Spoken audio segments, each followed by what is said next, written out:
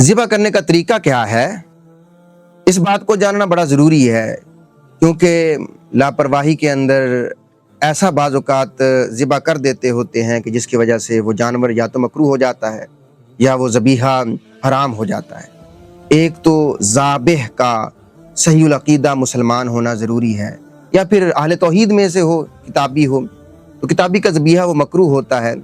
بہرحال اگر کوئی مرتد ہے یا کوئی ایسا ہے مرتد وغیرہ جس کے قادیانی وغیرہ ہے، تو اس کا ذبیحہ مردار ہوگا، حرام ہوگا اس کا ذبیحہ، اہل ملت میں سے ہونا چاہیے۔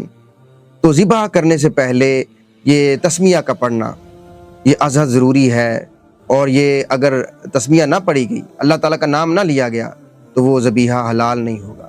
حتیٰ کہ اگر کسی نے جان بوجھ کر تسمیہ چھوڑ دی اور اللہ تعالیٰ کا نام جان بوجھ کر چھوڑ دیا، تو وہ ذبیحہ حرام ہوگا، مردار ہوگا۔ ہاں اگر کوئی بھول جاتا ہے، گھبراہٹ کی وجہ سے اس کے ذہن میں نہیں رہتا، پھر وہ ذبیحہ حلال ہوگا۔ جان بوجھ کر چھوڑا ہے تو پھر وہ ذبیحہ حلال نہیں ہوگا۔ ایسے ہی ذبح کرتے وقت جو 4 رگیں ہیں، ان چاروں کا کٹنا وہ ضروری ہوتا ہے۔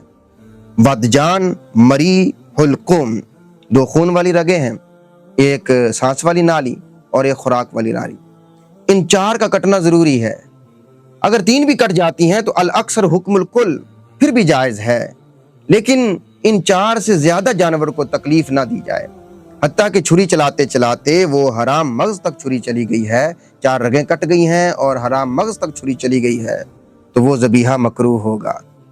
ایسے ہی گردن اتار دی، یہ ذبیحہ بھی مکروہ ہوگا۔ کتی کی طرف سے ذبح کیا، یہ بھی زائد تکلیف ہے، یہ ذبیحہ بھی مکروہ ہوگا۔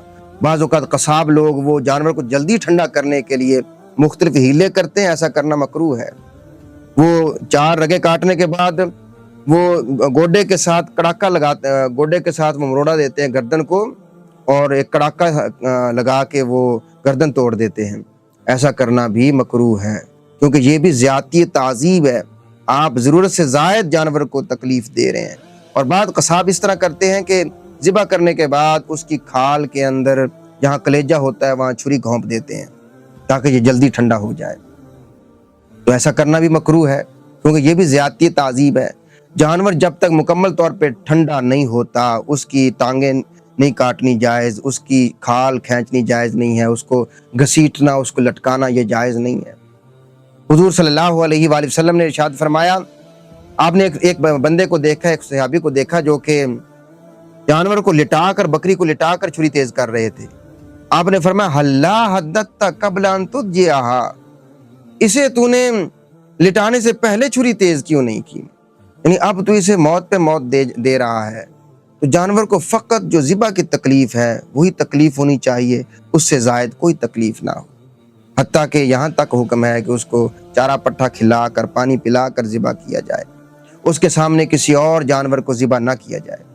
تو ہم یہاں یہ سمجھتے ہیں، مثلا گردن توڑ دی ہے تو ہم کہتے ہیں یہ فلاں بندے کا ہاتھ بڑا بھارا ہے، ہاتھ بڑا بھارا ہے، حالانکہ یعنی اس کے ہاتھ اس نے ذبح کیا تو فوراً جانور ٹھنڈا ہو گیا، حالانکہ وہ جو اس نے گردن توڑی ہے یا پھر اس کے کلیجے کے اندر چھری گھونپی ہے جس کی وجہ سے وہ جلدی ٹھنڈا ہو گیا، تو یہ ایک زیادتی تکلیف ہے، اس کی وجہ سے وہ ذبیحہ مکروہ ہوتا ہے۔ ان باتوں سے بچنا ازحد ضروری ہے۔